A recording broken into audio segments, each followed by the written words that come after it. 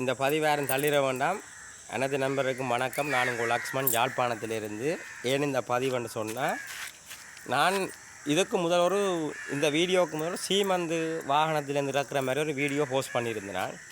அதுக்கு ஒரு நண்பர், நான் முகநூலில் தான் ஃபேஸ் பண்ணியிருந்தேன், ஃபேஸ்புக்கில் ஷேர் பண்ணியிருந்தேன் அந்த வீடியோவை. அதுக்கு ஒரு நண்பர் நீங்கள் என்ன சாதி அண்ணான்று கேட்டிருந்தேன். அதற்கான சரியான பதில் ஒன்று தான் நான் தரப்போகிறேன். என்ன சாதி என்று கேட்டதுக்கான பதில்.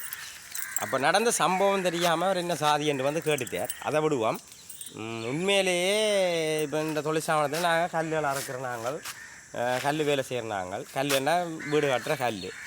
அப்போ இன்றைக்கு சீமந்து எங்கடா முதலாளியை சொல்லியிருந்தார், அண்ணா நாங்கள் இப்படி ஒரு பீச்சுக்கு போகிறோம் என்று சொல்லி போட்டு அந்த சீமந்துக்கான காசை என்னோட கொண்டு வந்திருந்தார்.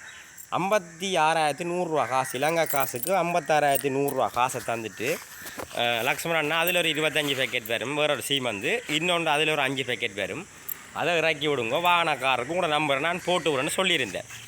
அப்போ நான் சரி அண்டு போட்டு கல் அறுத்து போட்டு மழை குணமாக இருந்து எல்லாம் மூடி கீடி போட்டு பேப்பரெல்லாம் போட்டு மூடி போட்டு என்ற தொழில் நான் அறுத்துட்டு போகலாம், பாதுகாக்க வேணும் தானே, நான் நாளை குலைக்கிறதானே, எல்லாம் மூடி கீடி போட்டு சீமந்து வந்தது. சீமந்து வேறு.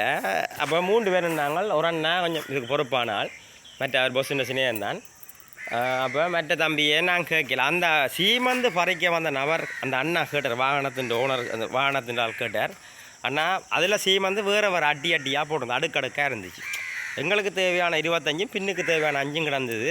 அவர் கஷ்டம் ஏன்னு சொன்னால், இந்த இடத்துல வாகனம் நின்றாது, இந்த இடத்துல நிற்க இதில் சல்லி கிடாக்கு, இங்கால தூண்பட்டி கிடாக்கு. அப்போ இதுக்குள்ளே வாகனம் நிற்க அவருக்கு இதால் போக இயலாது. அப்போ என்ன கேட்டார், அண்ணா அந்த அட்டியை இருக்கா பின்னாட்டி தாரிங்களா, உதவி செய்யலுமான்னு கேட்டார். அப்போ எங்களுக்கு தெரியும் தானே அந்த கஷ்டம் வேலியல். அப்போ நான் சரி அண்ணா இதில் என்ன இருக்குது, உங்களுக்கு உதவி செய்யல என்ன இருக்குன்னா கொஞ்சம் நேரம் 5 நிமிஷம் 10 நிமிஷம் வேலைண்டு போட்டு நான் அவருக்கு ஏறி வாகனத்தில் ஏறி அந்த சீமந்தை பிரட்டி கொடுத்து கொண்டுட்டு அப்போ நான் அந்த என்னோடய வேலை செய்கிற தம்பி வச்சோன்னா ஒரு வீடியோ ஒன்று வர்றா, சும்மா இறக்குற மாதிரி தானே இருக்குது, ஒரு வீடியோ ஒன்று போடுவோம். நான் வளமையாகவே எந்த தொழில் சம்மந்தமான வீடியோக்கள் போஸ்ட் பண்ணுறேன் நான். அப்போ அந்த வீடியோவை போடுவோமென்று தான் நான் அதை போஸ்ட் பண்ணேன். ஆனால் உண்மையிலேயே சரி அந்த வீடியோவை போடுவோம்னு போஸ்ட் பண்ணிவிட்டு நான் என்ன செஞ்சேன், வீட்டை போயிட்டு அந்த வீடியோவை போடுவேன். உண்மையிலேயே அந்த அண்ணா என்ன சொன்னார், அந்த சீமந்தெல்லாம் முறைக்க முடியும், அவரோட ஸ்லிப் தருவார். அந்த ஸ்லிப்பில் நாங்கள் எவ்வளவு சீமந்தை எடுத்து நாங்கள் என்ன அளவு என்ன விலை வாகன நம்பரெல்லாம் போடும். அப்போ நான் கேட்டேன், அண்ணா பேனை ஒன்று தான், எங்கள்ட யாரில் பேனே இல்லை. அப்போ நான் கேட்டேன், பேனை ஒன்றை தான் எழுதுவோம்ண்டு. அப்போ அவர் சொன்னேன், தம்பி பேனை இல்லை. அப்போ நான் என்ன செஞ்சேன், 40 ரூபா காசை கொடுத்து சொன்னோம், பேனை ஒன்று வாங்கிட்டு வாடா சின்னவனு சொல்ல அவன் போய் என்ன செஞ்சான், பேனை ஒன்று வாங்கிட்டு வந்தான். அப்போ சீமந்துன்ற அளவு என்ன பேர் என்ன அளவு 55,900 காசு கொடுத்தது எல்லாம் எழுதி போட்டு நான் சொன்னேன், எங்கட முதலாளி 56,100 அந்த உங்களுக்கு 200 ரூபா டிப்ஸாக கொடுக்க சொன்னவரேன் நான் சொல்லி போனால் அந்த காசை கொடுத்துட்டேன். நான் ஒரு உதவி நோக்க அடிப்படையில் தான் போனார். அதுக்குள்ளே இந்த நண்பர் என்ன சாதி என்று எனக்கு நீங்கள் கமெண்ட் பண்ணியிருக்கீங்க. என்ன நான் சொல்கிறது, நான் என்ன சாதி என்று கஷ்டம்னா வீட்டில் வருமே, நாங்கள் கூலி வேலை செய்கிறோம், உழைக்கிறோம், என்ன வேலையும் செய்வோம், களவு பொய் இல்லை. நீங்கள் உங்களோட வீட்டை குப்பையெல்லாம் கூப்பிட்டாலும் நாங்கள் குப்பை அள்ளுவோம். தொழில் அண்ணா மழை இப்போ மழை பெஞ்சிருக்கு, இப்போ நாங்கள் வீட்டை படுத்துருக்கலாம், எங்கள்ட வேலை முடிஞ்சுது, ஞாயிற்றுக்கிழமை தொழிற்ஸ்தாபனம் பூட்டி இருக்குது. இப்போயும் இந்த காலில் இருக்கிற சீமந்து இன்னும் போகலை. நான் ஏன் நான் சொன்னால், நான் கல் அறுத்தினால் புதுசாக துறந்துருக்காங்க, அவங்களோட கல் எதுவும் சேதமா ஒருக்கா தூக்கி பார்ப்போம்னு தான் நான். ஆனால் அவங்க கூட அந்த என்ன சாதி என்ற கதை எனக்கு தெரியலைன்னா, நான் மொத்தத்தில் உழைக்கிற சாதி என்ன, என்னால் முடிஞ்ச அளவுக்கு நான் ஏதோ என்னால் முடிஞ்ச அளவுக்கு உழைச்சி என் குடும்பத்தை நான் பார்க்குறேன். நீங்கள் என்ன சாதி என்று கேட்டுறதுக்கு எனக்கு பதில் தெரியலைன்னா, நான் என்ன சாதி என்று எனக்கு தெரியாது, நான் என்ன சாதி என்றது மட்டும் எனக்கு தெரியாது. எங்களோட வீட்டுக்காரன் சொல்லி வளர்க்கல, நீ என்ன சாதியடா தம்பி என்ன சாதியடான்னு சொல்லி வளர்க்கல. நான் மொத்தத்தில் மனுஷ சாதி. என்னையும் இந்த பின்னுக்கு இந்த இது சுடலை எண்ணா, இது பின்னுக்கு சுடலை என்று இருக்குது, கோம்பையல் மயானம் இந்து மயானம், சரியா? இதில் என்ன எரிப்பாங்க, எந்த மதத்தின்படி நான் செத்தா என்னை கொண்டு இதில் எரிப்பாங்க.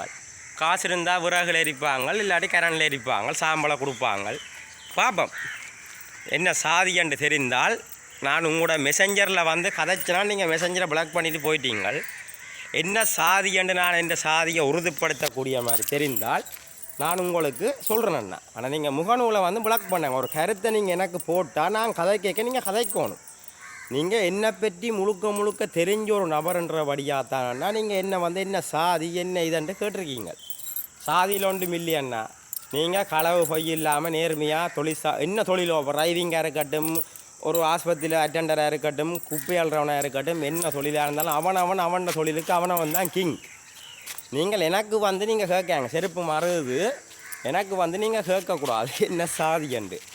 சரியா? நீங்கள் வந்து உண்மையான நீங்கள் என்னோட ஃபேஸ் டு ஃபேஸ் கேட்சிருக்கோம். நீங்கள் டாக்குன்னு பிளாக் பண்ணிட்டு போயிட்டீங்க. முகநூலில் வந்த பதிவு நான் இதே டிக்டாக்கில் போடுறேன்டா. டிக்டாக்லேயும் என்ன சாதி பிரச்சனைன்னு சாதி சண்டையில் நடக்கிறது. அதுக்காக தான் டிக்டாக்கில் பதிவு இருந்தால் ஃபேஸ்புக்லேயும் கண்டிப்பாக போடுவேன். என்ன சாதி என்று கேட்ட நண்பரோ அண்ணாவோ அக்காவோ தம்பிக்கோ எனக்கு யாரான்னு தெரியலை. நான் மொத்தத்தில் மனுஷ சாதி. என்ன எரிக்கிற இடம் இங்கே இருக்குது, இதுக்கு பின்னுக்கு அங்கே இருக்குது. எங்கே எரிக்கிறாங்களோ, நான் எங்கெங்கே இருக்கிறோனோ எங்கெங்கே எரிக்கிறாங்களோ தெரியாது. எங்கட சொந்த பந்தங்கள் எல்லாம் இந்த பக்கத்தில் இருக்கக்கூட இதில் எரிப்பட்டது. என்ன இங்கே எரிக்கிறாங்களோ தெரியாது, எனக்கு தெரியாதானே. இனிமேல் நீங்கள் யார்ட்டையும் போய் சாதி கேட்காதீங்க. சரியா? சாதிகள் இல்லையடி பாப்பாண்டு பாரதியார் நாங்கள் 5ஆம் ஆண்டோ 4ஆம் ஆண்டு புத்தகத்தில் பார்த்துருக்குறோம்.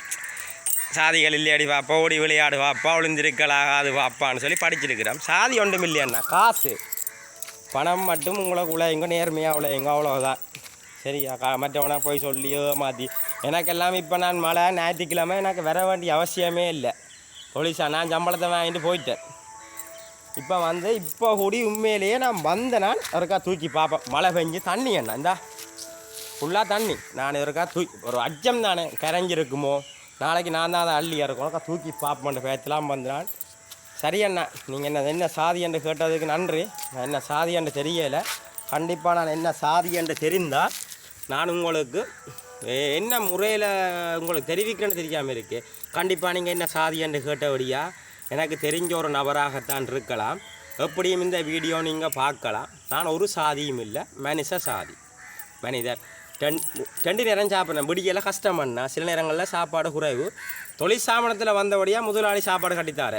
விடியெல்லாம் சாப்பாடை கட்டித்தார, விடியலை சாப்பிட்றோம், மத்தியானம் சாப்பிட்றோம், வீட்டில் இரவுல அப்படி இப்படித்தான்.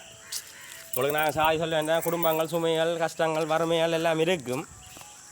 இனிமேல் நீங்கள் எந்த ஒரு நபருக்கும் இந்த சாதி என்ன மதம் அது இதெல்லாம் கேட்காதீங்க. எல்லாம் ஒன்று தான்ண்ணா. எல்லாருக்கும் ஒரே கடவுள் தான். ஒரே நேரத்தில் குழந்தை பிறக்குது, ஒரு நேரத்தில் குழந்தை இறக்குது. ஏதோ ஒன்று இருக்குது. தெய்வம், கடவுள், சாமிங்கன்று ஒன்று இருக்குது என்னை பொறுத்த வரைக்கும். அதை ஒவ்வொருத்தர் உருவம் வழிபாடாக வச்சு அவையவே கும்பிடின. பிள்ளையார், முருகன், ஜேசு, அல்லா, புத்தர் அப்படி இப்படின்னு ஒவ்வொரு மதத்தோடு ஒவ்வொரு மாதிரி கும்பிடின. ஏதோ ஒரு நம்பிக்கையில் ஏதோ ஒன்று இயங்குதுன்னு நாங்கள் நினைக்க வேண்டியதான். இனிமேல் நீங்கள் என்னிடம் வந்து இந்த சாதிய கதை கதைக்க வேண்டாம். ஓகே அண்ணா, அண்ணையோ தம்பியோ தெரியாது, நீங்கள் மட்டுமே நாங்கள் முன்னுக்கு வந்து என்ன சாதி என்று கேட்டிருந்தால் நான் கண்டிப்பாக கதைச்சிருப்பேன். சரி அண்ணா, ஏதாவது தவறாக கதைச்சிருந்தால் மன்னிக்கவும். அனைத்து நண்பர்களும் இந்த பதிவுகளை கிணவர் பார்க்கலாம். சாதிகளை பற்றி கதைக்கிறார்களுக்கு இந்த பதிவுகளை நீங்கள் ஷேர் பண்ணி கொள்ளலாம். ஒரு சாதியும் இல்லை, நாங்கள் உழைச்சா மட்டும்தான் எங்களுக்கு சாப்பாடு, வேறு ஒன்றும் பெற போகிறதில்லை, மற்றவன் செய்ய போகிறதும் இல்லை. சாதிகள் இல்லையடி பாப்பா, சாதி ஒழிக.